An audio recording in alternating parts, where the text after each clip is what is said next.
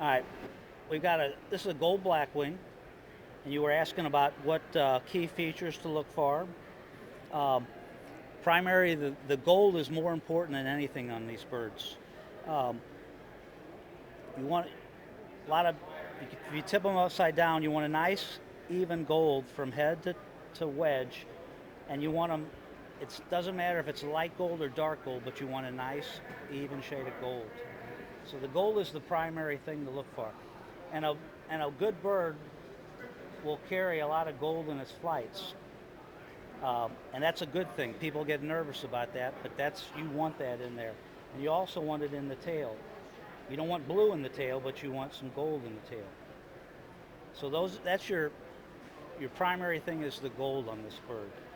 And then you would go over to you want a good black ground color, but one of the key things is that nice green sheen. And that sheen is actually will be in the width of the feathers. You want a nice wide green band across there, and it gives the effect that this is all green, but this is just each little feather has a band of green on it.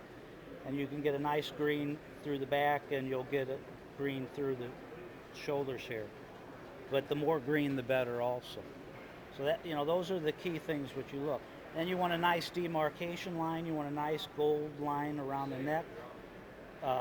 You don't want the black to creep up into the neck. You don't want any black showing on the head or the neck. But this bird won Best Archangel today. It's a nice specimen. Tell me something I've always kind of wanted to know. I hear about it all the time, about the oil gland. Well, the oilier the better. Archangels have a grease quill in them, and that's what gives them a good shine. Right in here is the grease quill. You can see that. And the more grease quill, the more shine it gives the birds. I might grab a copper over here. Okay. Might show you a little bit, give you a little idea. Right. The coppers now, if you want to see some shine on it, this thing's really got some shine. And when you turn this bird over, depending on the light, you want a nice fire and shine all the way through it. This bird's not that great of a quality of a bird, but you can see with you were asking about the oil glands. Right. This bird's loaded with oil glands, and it gives you a more, depending how the light hits the feather, you get shine all the way through into the wedge. It's got a little dark here and stuff, and you get a little bit more green, intense green on these birds, on the copper blacks. Yeah. But you see the more intense green you get on this bird, the shine on the neck, depending on how your light's hitting it. Do you know why they have an oil gland? Well, no. I do. Why is that? Waterproof. Well, some pigeons have oil glands, some don't. I know it, but a crow's got an oil gland, and that's why he's got it. He's waterproof, just like that duck.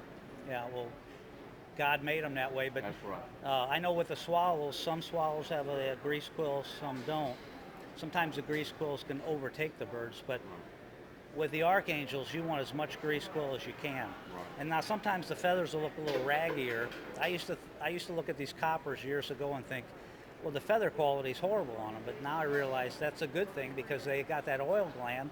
They're saturated with that oil gland, and it gives them that shine. Is there anything you could feed them that it enhances that oil gland? Safflower. I feed my birds a little bit of safflower in my feed mix, and it gives them a good shine. Yeah, wheat germ oil, safflower, those sort of things intensify that. I've got flying rollers on them that got a purple and green sheen on their chest like crazy, and it's for the feed. I feed them all the same. Well, that's good, Perry. I appreciate your time. I mean, that was very informative. Well, good. For a novice like myself. Thank you. Good.